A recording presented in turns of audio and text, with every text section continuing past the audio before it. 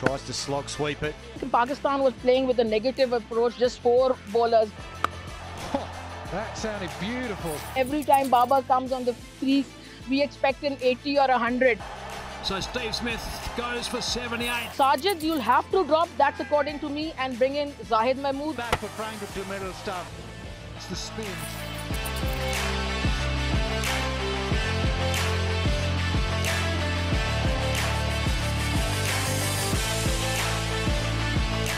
Well, first of all, you see, beggars can't be choosers. Our main bowlers were injured, Azer Ali and Rauf, who were the main plan. Pakistan planned to go into this test match with 3 pacers, and Azer Ali and Rauf were main part of them, that scenario. So they were injured. We were only playing with 4 bowlers because we didn't have the full pace battery. Therefore, we prepared a pitch which wouldn't play in the Aussies' hands. And that is exactly what Ramesh said also. Had we prepared a bouncy pitch with just 2 fast bowlers and 1 spinner really, I mean, Sajid wasn't effective with his front arm almost dropping. I don't even like his action that much.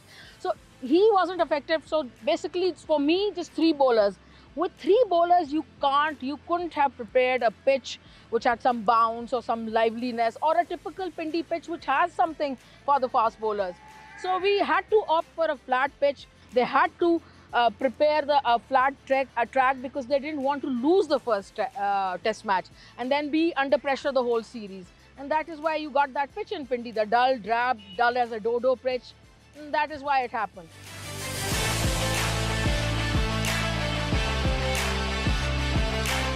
Well, if you're talking about Azer Ali, he's never someone who plays, at a strike rate of 70 or 80. He's someone who plays, generally drafts an innings, and when he ends up with a century, his strike rate is always around 50, and which is what it was. So it was the duty of the number 4, 5, 6 players, Babar Azam, Rizwan, Iftikhar, Fawad Alam, who didn't get too bad. It was their duty to then sort of exceed in the run rate department. They couldn't do that. I don't know why. But yes, generally the modern day test cricket, people play around 3.25. Some countries even play at 3.50 or close to 4 runs. But when you're talking about Azer Ali in general, he's someone who's always plays that. His job was to give you the platform, and it was for the latter batsmen to come and excel on that, which they didn't.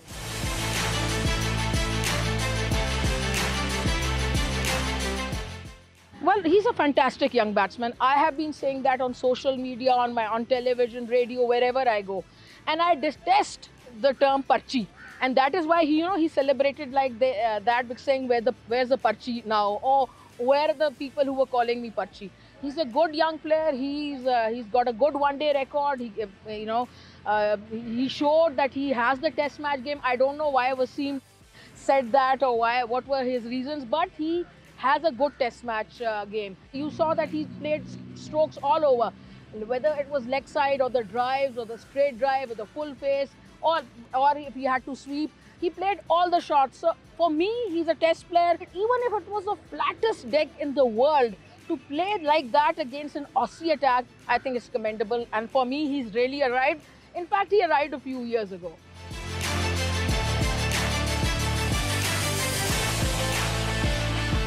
Well, because, he got 30 odd runs and, he couldn't get a half century. And every time Babar comes on the crease, we expect an 80 or 100. And that's not going to happen. Even if Bradman comes and bats, he's not going to make a century every innings, even though he has a great record. But, Babar, he's a class player. And class, as you know, is permanent. Form, keeps on going here and there. It can go up and down a little bit. But he's a classy player. I have no doubt in my mind. And then within the series, you'll see a very good knock from him. Probably he's someone who thrives better under pressure. And this time there was no pressure, the 300 runs on the board. So he, just took it easy. But I have no doubt that you'll see a good innings from him and maybe under pressure.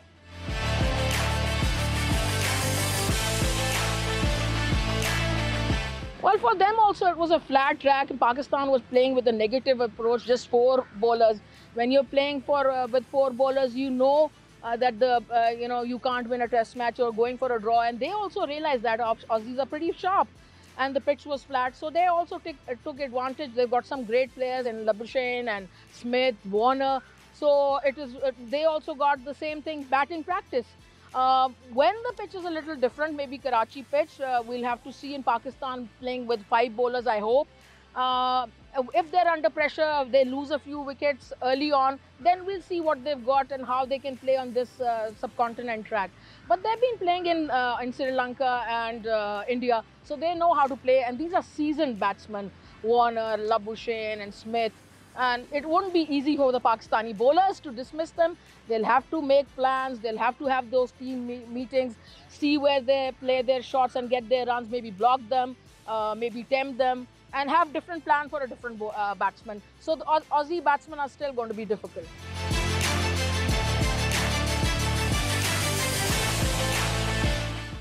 Well, first of all, they'll have to play with 5 bowlers.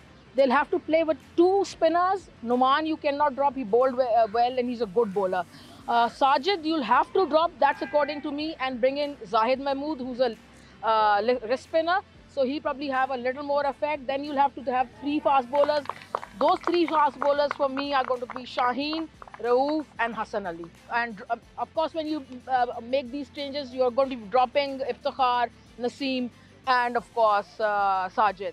So Pakistan does that. Maybe I feel Karachi is going to have some sea breeze.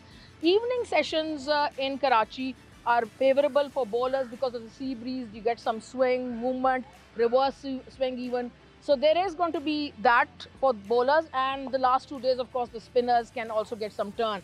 There is going to be likelihood of having some little more bounce in the Karachi test. I'm not saying it's going to be Gaba, but I'm saying slightly better bounce. So that is what they can do.